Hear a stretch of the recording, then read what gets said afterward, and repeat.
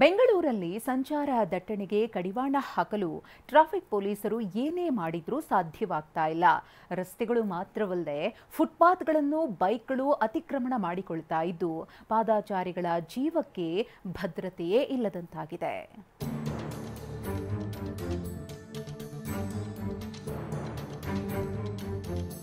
ಖಡಕ್ ರೂಲ್ಸ್ಗೂ ಹೆದರ್ತಿಲ್ಲ, ದಂಡಾಸ್ತ್ರಕ್ಕೂ ಬಗ್ತಿಲ್ಲ. DL cancel ಮಾಡ್ತೀವಿ ಅಂತ ಎಚ್ಚರಿಸಿದ್ರೂ ಅಷ್ಟೇ.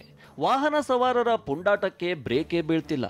ವಾಹನಗಳು ಓಡಾಡೋಕೆ ರಸ್ತೆ ಇದ್ರೂ ರಾಜಧಾನಿಯ ಹಲವು ಫುಟ್ಪಾತ್ಗಳಲ್ಲಿ ಸವಾರರು ಸವಾರಿ ಮಾಡ್ತಿದ್ದಾರೆ. ಈ ಬಗ್ಗೆ TV9 ನಿರಂತರ ಅಭಿಯಾನ ಮಾಡ್ತಿದ್ದು ಇವತ್ತು ಕೂಡ ಟೂ ವೀಲರ್ನವರ ಅಟ್ಟಹಾಸ ಕ್ಯಾಮೆರಾದಲ್ಲಿ ಸೆರೆಯಾಗಿದೆ.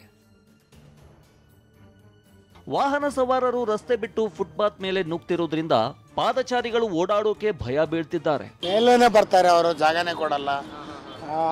ದಾಟೋನಂದ್ರೆ ಕೂಡ ಭಯ ಆಗತ್ತೆ. ಯಾರ್ಗಾನ ಹೇಳಿದಂದ್ರೆ ಸರ್ ಆ ಕಡೆ ಹೋಗಂದ್ರೆ ಅವ್ರು ತುಂಬ್ಕೊಂಡು ನಮ್ಮ ಮೇಲೇನೆ ಬರ್ತಾರೆ.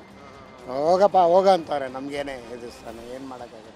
ಫುಟ್ಪಾತ್ ಮೇಲೆ ವಾಹನ ಸಂಚಾರ ಮಾಡಿ ಸಂಚಾರ ನಿಯಮಗಳನ್ನು ಗಾಳಿಗೆ ತೂರುವವರ ಚಾಳಿ ಮುಂದುವರೆದಿದೆ. ಟ್ರಾಫಿಕ್ ಪೊಲೀಸರ ತಲೆನೋವಿಗೆ ಕಾರಣವಾಗಿದೆ. ಸಾವಿನ ಕೇಸ್ಗಳು ವರದಿಯಾದ ಬೆನ್ನಲ್ಲೇ ಪಾದಚಾರಿಗಳು ಆಕ್ರೋಶ ವ್ಯಕ್ತಪಡಿಸಿದ್ದಾರೆ. ಸ್ವಲ್ಪ ಸೇಫ್ಟಿ ಮಾಡಿಕೊಟ್ರೆ ಫುಟ್ಪಾತ್ ಮೇಲೆ ನಡೆಯೋರಿಗೆ, ಯಾಕಂದ್ರೆ ನಡೆಯೋರು ತುಂಬ ಜನ ಇರ್ತಾರೆ, ಕೆಲ್ಸಕ್ಕೆ ಹೋಗೋರು ಫುಟ್ಪಾತ್ ಮೇಲೆ ನಡಿಬೇಕು. ಅಂದರೆ ಸರ್ ಬ್ಯಾರಿಗೇಡ್ಸ್ ಹಾಕಬೇಕು.